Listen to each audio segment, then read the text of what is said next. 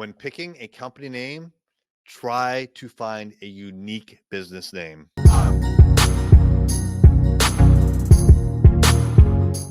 What's happening? It's Erik J. Olson. So, this business lesson comes from experience. Actually, I've made this mistake multiple times where I have picked a company name and then I discovered that it wasn't unique in my community. Sometimes that community has been big, sometimes it's been small. But when I first went into business for myself, I decided that I was going to name my business. This is the old business before Array Digital. I was going to name that business 80/20. So that's 80/20.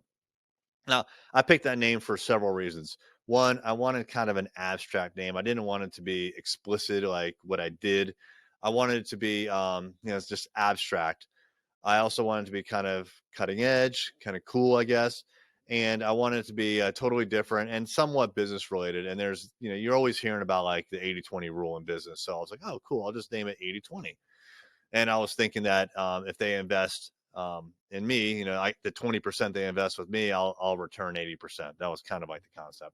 And so I picked that name, I rebranded, I got a domain name and everything. And within about a week, I got a call from a friend and they're like, hey, you renamed you named your business 80/20. Is that after hamburger meat? And I'm like, what are you talking about? Well, it turns out in like ground beef, there's this concept of like lean beef or 80%, 20% fat. I don't know what it is, but there's this ratio of like meat to fat, and it has something to do with beef. And worse, there was a restaurant in the same city as me called the 80/20 Burger Bar.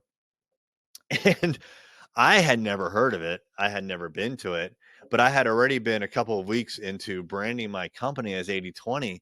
And, it didn't really bother me that there was another business that was close to that name, but it confused people. So when I would say to people that I'm the CEO of 80/20, they'd be like, oh, I love that place. And I'd be like, what do you mean? The burger bar. I'm like, no, not the burger bar. Yeah, the other company. And they were confused. One time I even went into the local Apple store and I had to get my MacBook worked on. And so the Apple genius came over and she's like, what's your email address? And I'm like, Erik at 80/20.co. She goes, company name. I said 80/20. And she like looked at me and she goes, oh, that place is awesome. And she goes, I love that place. And I said, it's not the burger bar, it's the software company. And she goes, oh, I've heard of that too. And I'm like, you probably haven't. And she goes, I haven't. So she was just trying to make me feel nice, but there was clearly brand confusion there. And so I ended up having to kind of change and rebrand, especially when I merged with Kevin to form Array Digital, which leads to like the second time that we almost made this mistake. We did a big brainstorming session and we picked the name Array. That was our original name. When we left that meeting with the whole company at the time, our name for the new company was going to be Array. Kevin and I would tell people, oh, we picked our company name is called Array. And they were like, what did you say? And so we realized that like Array by itself, like just wasn't quite like, it needed like a punctuation. Like you didn't get the boom. It was just like this one word that was kind of like an unusual word that's kind of used in the middle of a sentence usually. So we started to refer to it as, Array, like Array Digital.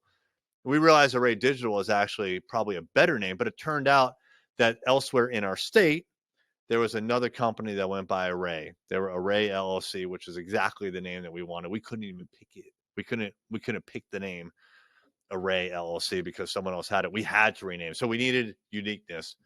So like there's been a couple of times where I've either just totally screwed up or I lucked out with Array Digital. The name was, is in Array needed something after it, and Array Digital made a lot of sense. And there wasn't a company in our state named Array Digital. So when you're looking to pick a name for your business, make sure that someone else is not using that name. So Google the name. You may want to do a trademark search, but look around and see if anyone else is using that. And especially if they're close to you or in the same industry, you may want to go back to the drawing board.